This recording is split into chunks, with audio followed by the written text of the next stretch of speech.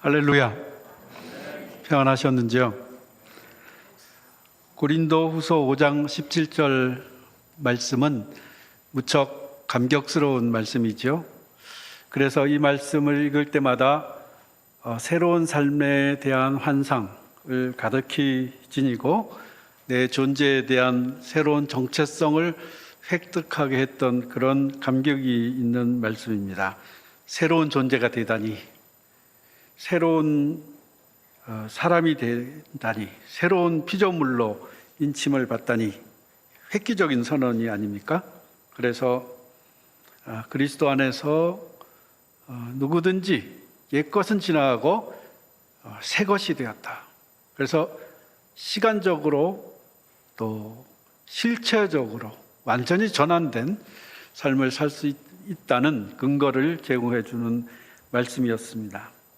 그리고 이 말씀을 통하여서 예수 그리스도를 통하여서 우리에게 주어지는 복음의 그 내용이 굉장히 새로울 뿐만 아니라 그 규모가 누구든지 무엇이든지 옛것 전체 그리고 새것, 이 모든 것을 망라하는 전면적인 변화와 새로움을 말씀해 준다는 의미에서 엄청난 파급력과 영향, 그 크기 이런 것들을 담보하고 있는 말씀으로 다가왔었습니다. 이 말씀이 굉장히 좋은데, 그런데 이 말씀 한 구절을 암송할 때는 그렇게 느껴지는데 이 말씀을 그 다음 본문하고 연결해서 읽으면 그 다음 본문은 상당히 복잡합니다. 그래서 이 17절의 감격이 그 뒤로 이어지지 않는 느낌, 여러분은 그것을 느껴보시는지 모르겠어요. 저는 그 느낌 때문에 오늘 이 말씀을 좀 깊이 들여다보게 되었고, 거기서 복음의 내용의 규모가 지금 얘기했던 것보다 훨씬 더 구체적이고 훨씬 더 실천적이다 하는 것을 알게 되었습니다. 그 내용을 여러분과 나누고 싶습니다. 일단 오늘 본문을 네 단락으로 구분해서 보면 기승전결 형식으로 17절이 기에 해당합니다. 그 다음에 18절, 19절이 승에 해당합니다.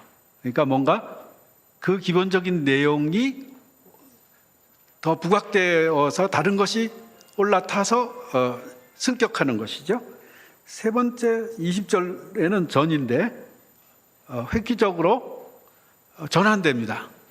획기적으로 전환된다고 해서 내용이 달라지는 게 아니고 이론적인 데에서 실천적인 것으로 전환되는 것을 의미하고요. 마지막에서는 이제 결론으로, 그래서 복음을 설명하는 것에 바울이, 오늘 고린도 후서는 바울의 작품이거든요. 그래 바울이 복음을 규명했던 다른 본문과 연결해서 보면 이 내용의 깊이가 크게 드러날 수 있을 거라고 여겨집니다. 일단 이렇게 네 단락으로 나누면서 하나씩 검토하도록 하겠습니다. 첫 번째 거는 제가 서론격으로 말씀을 드렸고, 두 번째 본문은 모든 것이 하나님께로서 났으며 그가 그리스도로 말미암아 우리를 자기와 화목하게 하시고 또 우리에게 화목하게 하는 직분을 주셨으니 곧 하나님께서 그리스도 안에 계시사 세상을 자기와 화목하게 하시며 그들의 죄를 그들에게 돌리지 아니하시고 화목하게 하는 말씀을 우리에게 부탁하셨느니라. 이 본문을 뚫어지게 보시면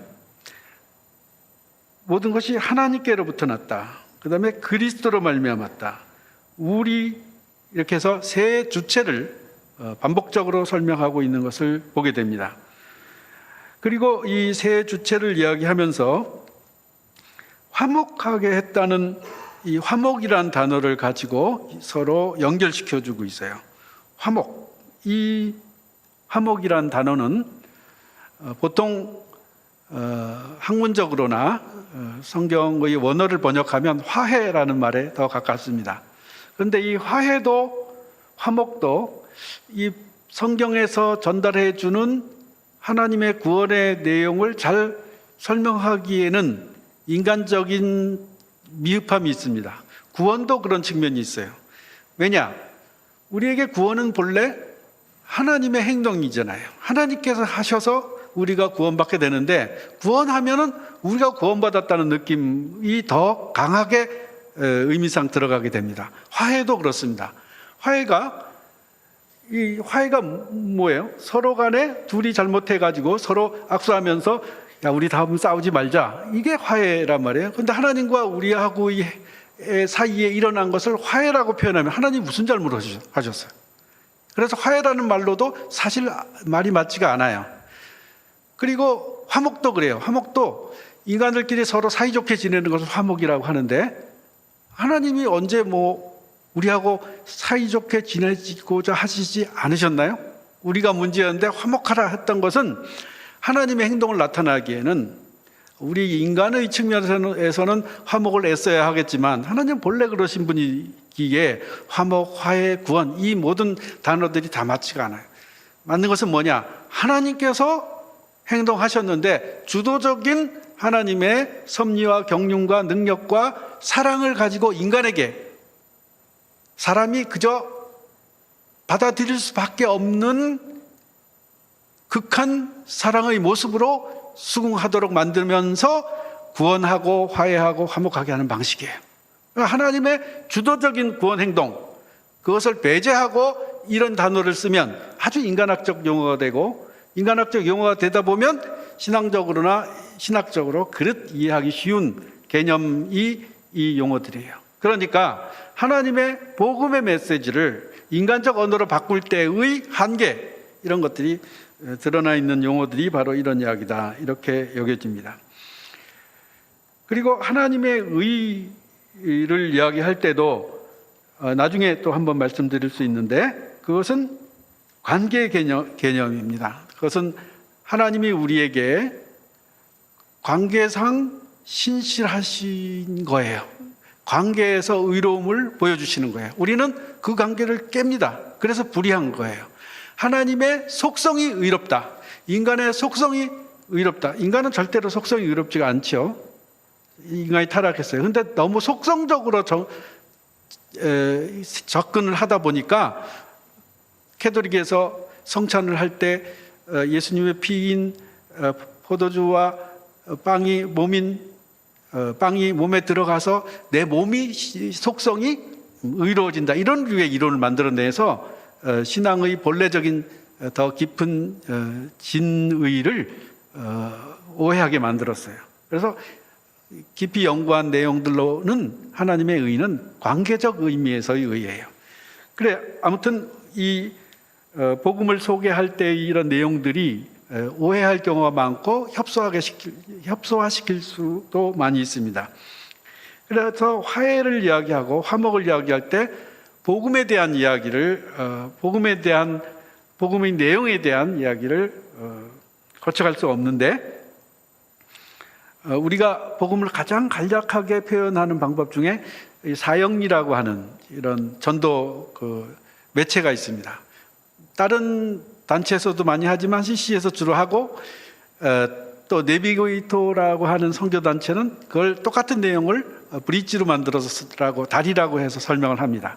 하나님이 인간을 사랑하셨어요. 그런데 인간은 죄를 범해서 하나님의 사랑에 부응하지 못해요.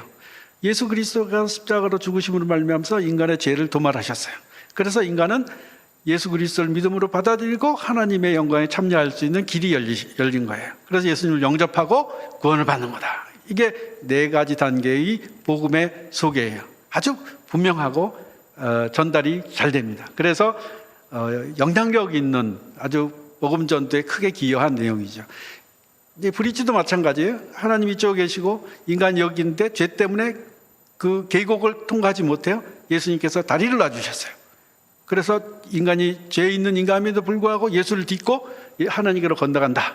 그런 내용을 가지고 성경 구절을 이렇게 저렇게 배치해서 그것이 이제 복음의 내용으로 소개되는 것이죠. 이렇게 할 때 분명한 것은 좋아요. 그러나 사실 그것은 서양 사람들에게 익숙한 거예요. 그러니까 해겔 철학이나 이런 내용에서 정반합으로 전개되는, 인간이 하나님이 계셨는데 하나님의 행동이 있었는데 그것이 정반대되는 죄가 발생했다.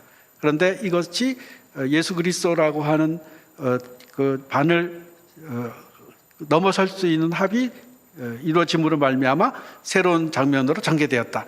이런 개념 포커스에 딱 맞는 설명이에요. 그래서 혹 우리 조선 사람들 또는 다른 그런 개념의 그 전제가 되어 있지 않는 사람들한테는 쉽게 이해하지 않는 측면이 있어요. 성경도 그렇습니다. 성경도 꼭 그런 방식으로 이해할 필요는 없는 거예요. 많은 내용들을 담고 있는데 그것이 일부를 드러낼 뿐이다 라고 하는 것을 말할 수 있습니다. 그럼 복음은 무엇인가 하는 것을 연구된 대로 짧게 말씀을 드리면, 일단 예수님이 이 사형리나 브릿지에서 표현되는 것은 죄를 처리하신 해결사로 오셔요. 그러나 요한복음에서는 예수님이 죄를 처리하시는 해결사가 아니라 태초 천지가 창조되기 전부터 계셨던 말씀이고, 그분을 통하지 않고는 창조되지 아니한 것이 없어요.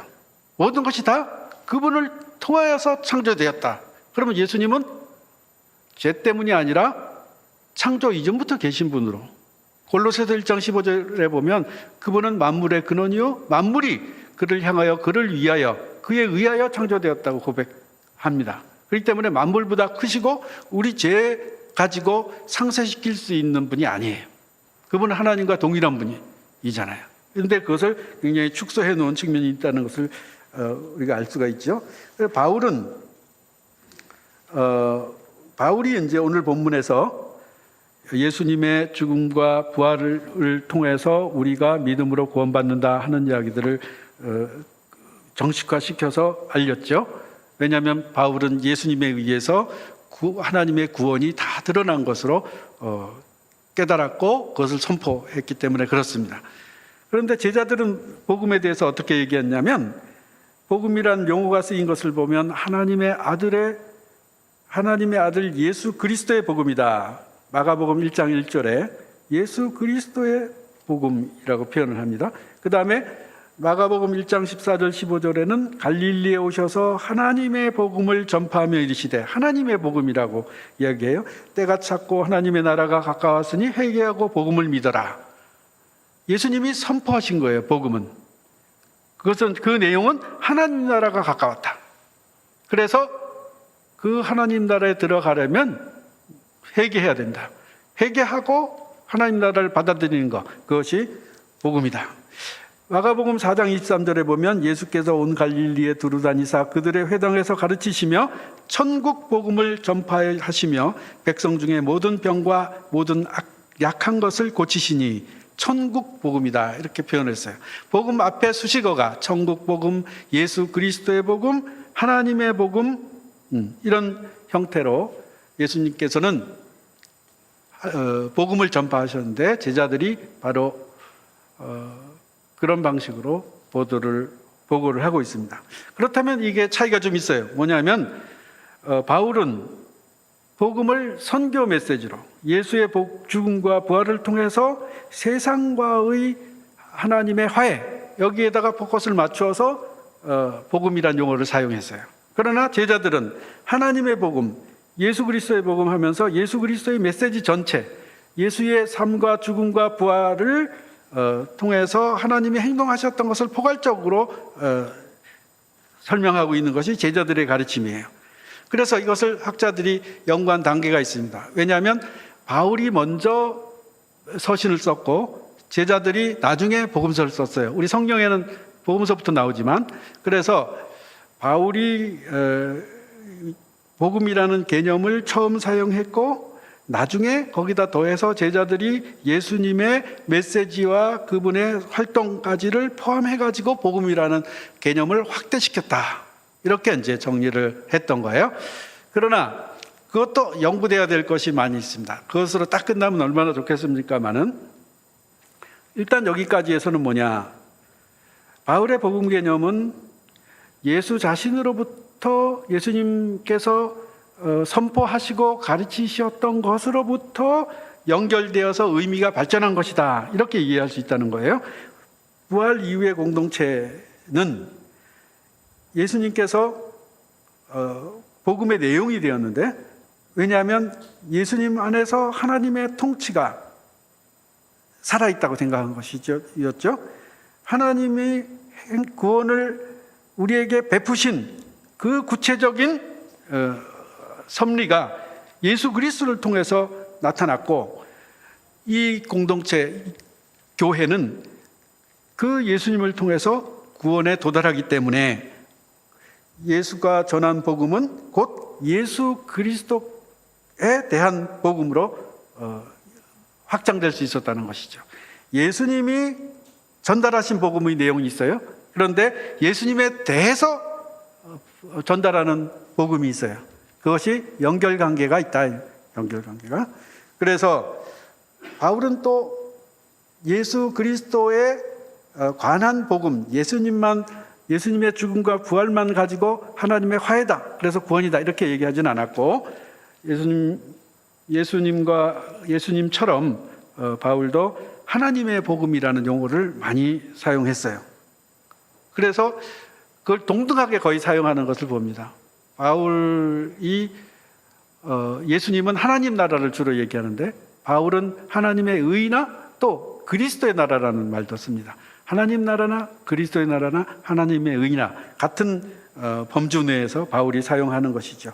바울이 더 풍성하게 하나님의 구원 활동, 인간을 위한 화해 행동을 이해했다라고 할 수도 있겠습니다. 예수님 자신이 십자가에 못 박히고 부활하신 자로서 그 소식의 중심 내용이 되심으로써 하나님의 통치, 곧 복음의 구원적 내용과 기쁨의 계기가 되었기 때문에 바울은 하나님의 복음, 예수 그리스도의 복음, 또 예수 그리스도에 대한 예수 그리스도의 죽음과 부활이 곧 화해를 통하여서 우리에게 하나님이 통치하신다는 걸 보여주셨다라는 말들을 종합적으로 사용할 수 있었다고 할 수 있죠. 그래서 예수 그리스도의 삶과 죽음과 부활이 선포되는 하나님 나라의 메시지, 그것을 가리켜서 좋은 소식이다, 복음이다, 기쁜 소식이다, 이렇게 이야기할 수 있었다는 거예요. 여기까지가 승에 해당하는 부분인데, 사실 여기에 복음 이야기를 지금 말씀드렸습니다만은 그 다음 단계인 전에서 말씀드린 것을 여기에서는 일단 빼고 말씀을 드려서 더 간략하게 만들려고 정리를 했던 셈인데, 그 부분이 뭐냐 하면, 승에서 18절 19절에서 추가된 것이 뭐냐, 누구든지 그리스도 안에 있으면 새로운 피조물이다, 그거를 말씀하셨는데, 18절 19절에서는 복음에 대한 기본 내용, 다시 말해서 모든 것이 하나님께로부터 났고 그리스도로 말미암아 우리를 자기와 화목하게 하시고 하는 부분은 복음의 내용이죠. 그 다음이 우리에게 화목하게 하는 직분을 주셨으니, 화목하게 하는 직분, 이것은 또 다른 거예요. 이건 추가된 거예요. 구원, 복음, 이 이야기를 할 때 우리가 이해하고 깨달는 것은 어디까지냐? 하나님께서 화목하게 하셨다, 화해케 하셨다, 구원하셨다, 이것만 복음이다, 이렇게 이해를 했어요. 그런데 여기에 바울이 이 내용을 넣습니다. 우리에게 화목하게 하는 직분을 주셨다. 이걸 한 번만 하는 게 아니에요. 19절도 보셔요. 19절도 이걸 반복합니다. 반복하는 이유가 단순하지가 않아요. 곧 하나님께서 그리스도 안에 계시사 세상을 자기와 화목하게 하시며, 이거 복음의 내용이잖아요. 똑같아요, 앞에 거랑. 그런데 조금 달라졌어요. 뭐가 달라졌어요? 하나님, 그리스도, 우리가 아니라 세상이에요, 세상. 그러니까 우리를 구원하실 뿐만 아니라 세상을 구원하신 거였죠. 그러나 구체적으로 이야기하면 우리라고 얘기해야 확 와닿으니까 처음에는 우리라고 하고 다음에는 포괄적으로 세상이라는 용어를 써서 세상을 자기와 화목하게 하셨다, 이렇게 표현한 다음에 18절에서는 얘기하지 않았던 거, 19절에 뭐가 들어가느냐, 그들의 죄를 그들에게 돌리지 아니하시고.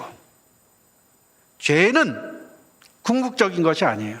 우리가 죄를 너무 크게 생각해서 하나님에게 나가는 것이 죄 때문에 좌지우지 되는 것처럼, 죄를 용서받는 것이 예수 그리스도의 화해 사역의 전부인 양, 우리 죄가 없었으면 예수님도 필요 없었던 것처럼 생각할 수 있을 정도로 죄를 크게 생각하는 것은 옳지 않아요. 하나님께서는 우리가 죄가 있든 없든 하나님의 은혜와 사랑과 그의 창조의 피조물로서 구원하실 거예요. 완성하실 거예요. 죄는 하나님의 은혜의 행동에 부수물일 뿐이라는 거예요. 죄 때문에 컴플렉스 걸리고, 죄 때문에 협박받고, 죄 때문에 위축되고, 이 모든 것으로부터 해방시키기 위해서 예수를 보내신 건데, 그런데 그것을 신앙의 전체라고 생각하면 하나님의 은혜는 언제 찾아? 하나님의 사랑은 언제 느껴? 그래서 마틴 루터가 종교개혁할 때 니네들이 죄를 회개해서 구원받는 거 아니다. 죄를 100번 회개해봐라. 그것은 결국 죄가 제로가 되는 상태뿐이지 하나님의 은혜가 플러스 100이 되는 상태가 아니지 않느냐. 마이너스가 플러스가 되는 상태가 아니에요. 죄를 회개하는 것은 제로가 되는 상태잖아. 하나님의 은혜를, 하나님의 의가 나를 지배하는 곳에 나를 노출시키는 것, 그것이 하나님의 사랑과 은혜를 제대로 받는 거예요. 그렇기 때문에 죄가 중요합니다. 극복해야 돼요. 그러나 죄를 예수 그리스도를 통해서 주신 하나님의 은혜 전체를 쏟아부을 필요는 없어요. 그것을 잘 이해하셔야 됩니다. 그들의 죄를 그들에게 돌리지 아니하시고 화목하게 하는 말씀을 우리에게 부탁하셨느니라. 화해케 하는 직분을 주셨다. 화목하게 하는 말씀을 우리에게 부탁하셨다. 이렇게 말씀하시는 거예요. 이게 추가가 된 거예요. 이게 우리가 이해했던 구원과 뭔가 더 나아간 거예요. 아니, 우리가 구원받을 대상으로만 생각했는데 내가 이제 구원을 베풀 수 있는 사람이 되는 거예요. 이런 엄청난, 이런 말도 안 되는, 감당할 수 없는 이런 이야기를 어떻게 담아냈느냐. 그래서 17절을 다시 해석해야 됩니다. 다시 해석하면 뭐냐면, 누구든지 그리스도 안에 있으면 새로운 피조물이라. 일단 새로운 피조물이란 말, 피조물이라기보다는 더 정확하게 번역하면 새로운 창조 행동이다. 하나님의 창조 행동 안에 있게 된다. 하나님의 창조 행동을 덧입어서 그렇게 창조가 일어나게 된다는 거예요. 새 창조가 만들어지는 거예요. 그래서 이것은 그리스도 안에 있으면 새로운 창조다. 그리스도 안에 있으면 새로운 창조다. 이렇게 만약에 번역하려 하면 그리스도 안에 있으면 새로운 피조물이다. 이거는 계속 수동적이야. 내가 그의 은혜를 받아서 새로운 존재가 된 상태고 요지부동 못하게 다른 게 안 돼. 다른 가능성이 없어. 그러나 이 본문의 원뜻대로 그리스도 안에 있으면 새로운 창조다. 이렇게 하면 그 창조의 능력과 힘과 그 은혜가 내 속에 작동하고 있는 거예요. 살아있는 거예요.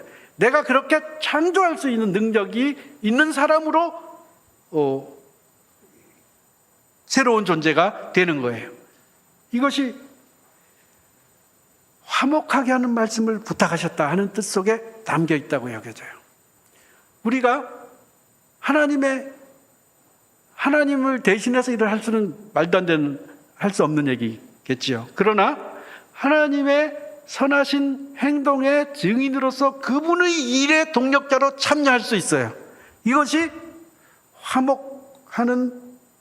화목하게 하는 말씀을 우리에게 부탁하셨다는 뜻이에요. 화목하게 하는 직분을 우리에게 주셨다는 거예요. 예수 믿고 나서 구원받았어요. 그 다음에 어떻게 살 겁니까? 예수 믿고 구원받는 데에만 매달려가지고 열심히 어떻게 내가 구원받아야지, 어떻게 구원받을까, 여기에 매달려 있는 동안에 구원받고 나서 내가 어떻게 행동하고 어떻게 살아서 하나님을 영광스럽게 할 것인가에 대한 생각을 못하고 살아요. 평생 그런 사람이 있어요. 평생 초신자야. 성숙한 사람은 어떻게 생각해야 돼요? 내가 예수를 믿어서 완전히 바뀌었어. 그런데 이 바뀐 능력이 내 몸에 있는 거야.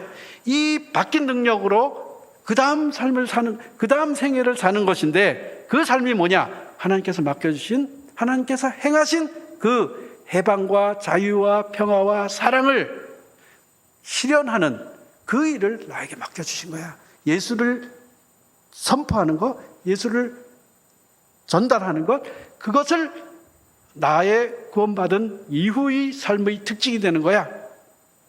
이것이 지금 바울이 알려주려고 하는 그 본문 말씀이에요.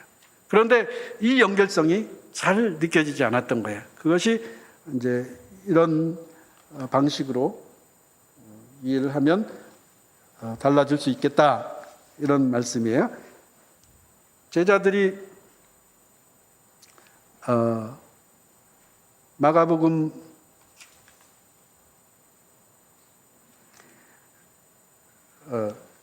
거기까지 넘어가지 말고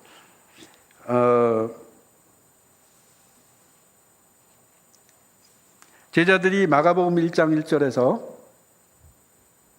하나님의 아들 예수 그리스도의 복음이다, 이렇게 이야기를 했고, 그 다음에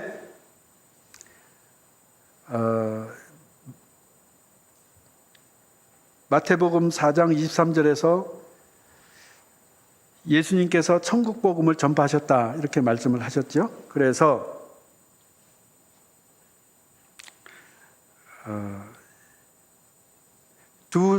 두 차이가, 바울과 제자들의 차이가 연결성 속에서 파악될 수 있다 하는 말씀을 드렸어요. 그 다음에 이제 전으로 넘어갑니다.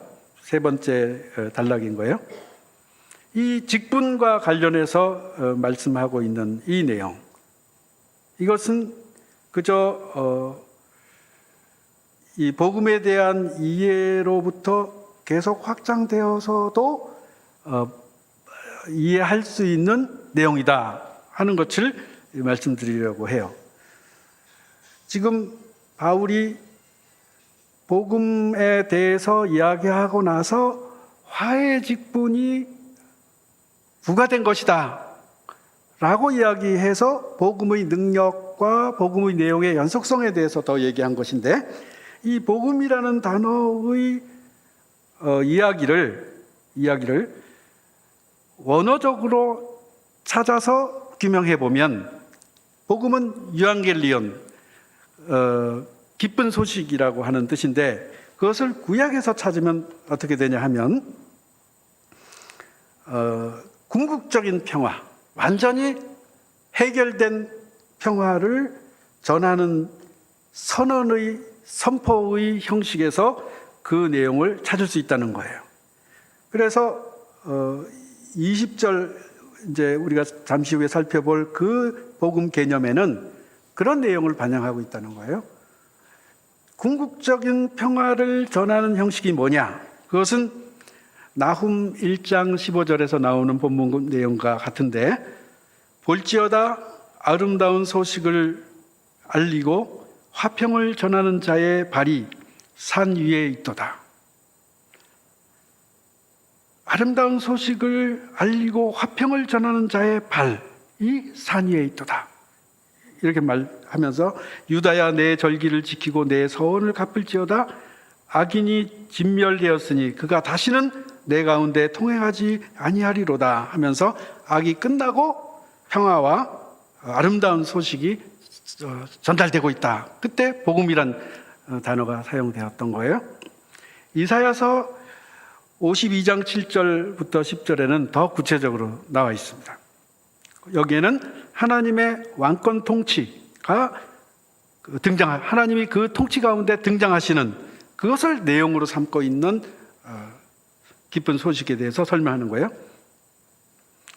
좋은 소식을 전하며 평화를 공포하며 복된 좋은 소식을 가져오며 구원을 공포하며 시온을 향하여 이르기를 내 하나님이 통치하신다 하는 자의 산을 넘는 발이 어찌 그리 아름다운가.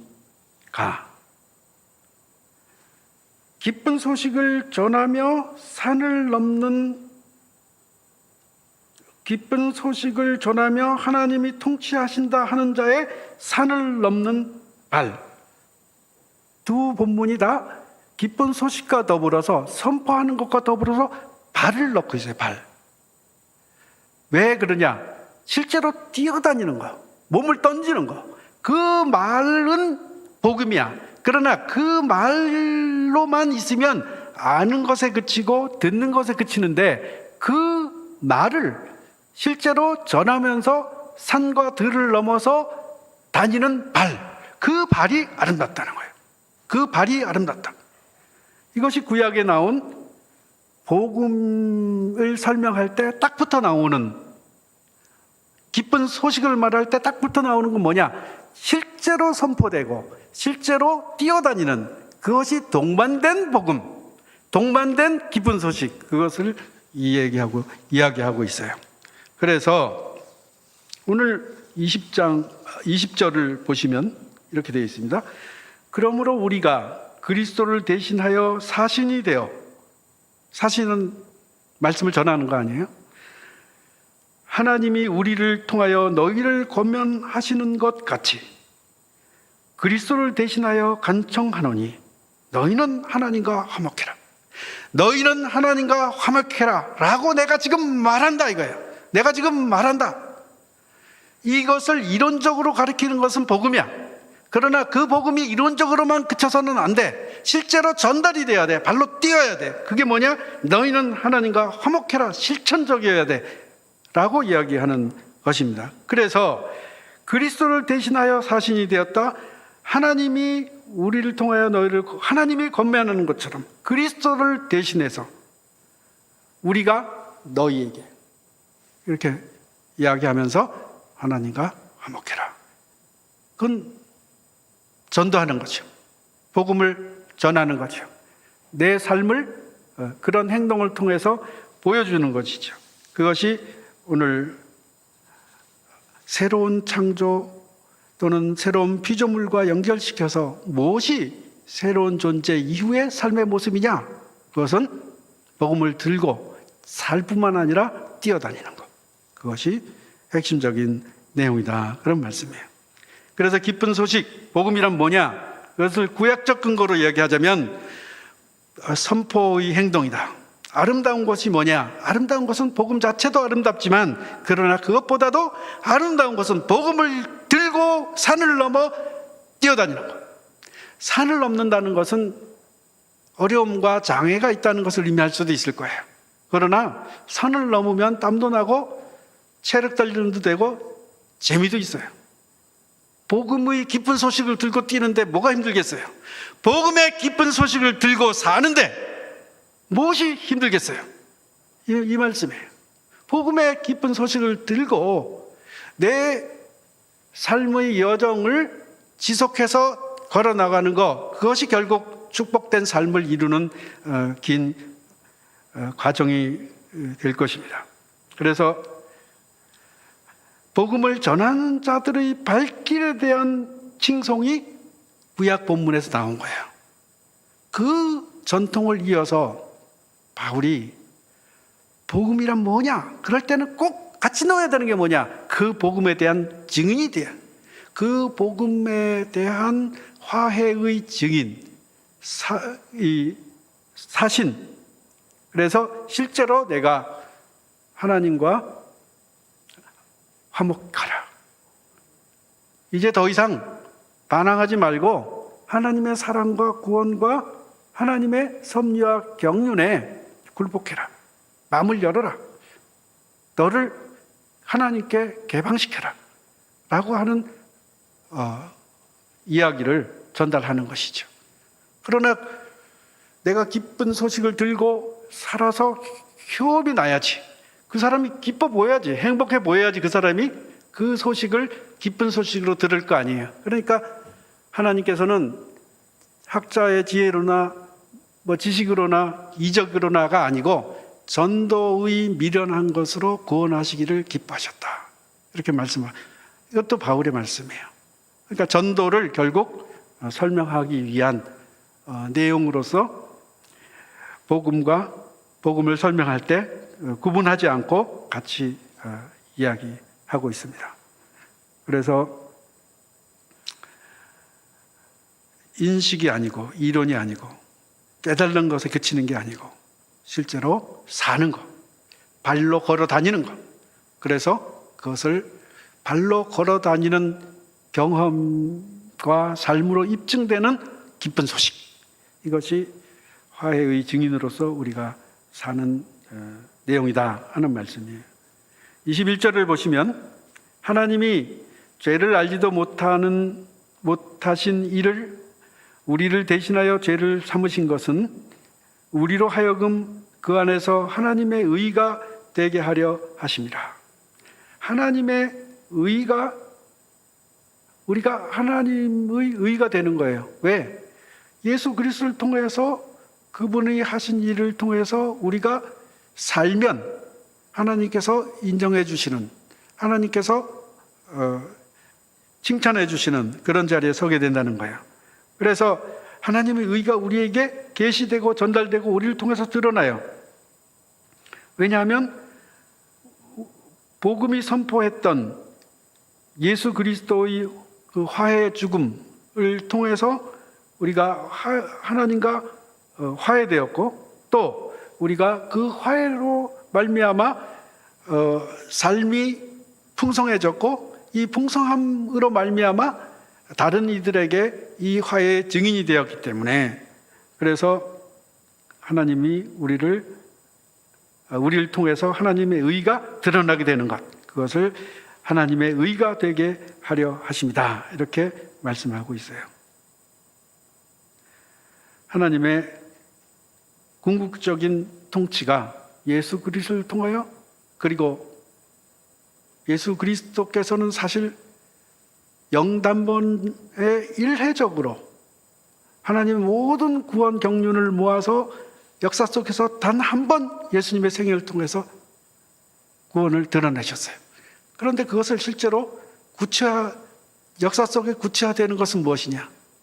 그것은 그 예수 그리스도를 통해서 구원을 경험하고 하나님의 화해를 경험하고 자신이 새롭게 되어서 발걸음을 산을 넘어서 돌아다니는 사람들, 그 사람들을 통해서 구석구석 하나님의 뜻과 하나님의 의가 구석구석 세계 만방에 전달되어 가지고 열매 맺는 것, 그것이 하나님의 이 통치, 하나님의 종말론적 하나님의 통치의 이런 사역이신 것이죠.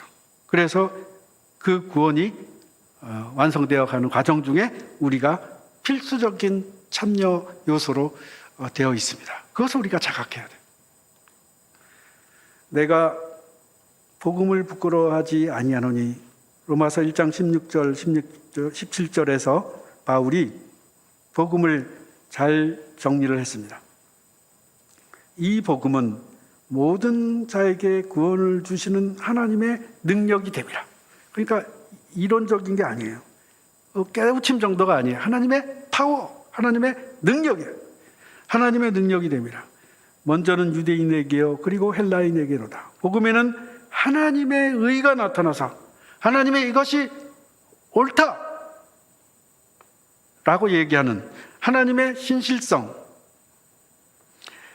이것이 나타나서 믿음으로 믿음에 이르게 하나니 기록된 바 오직 의인은 믿음으로 말미암아 살리라 함과 같으니라.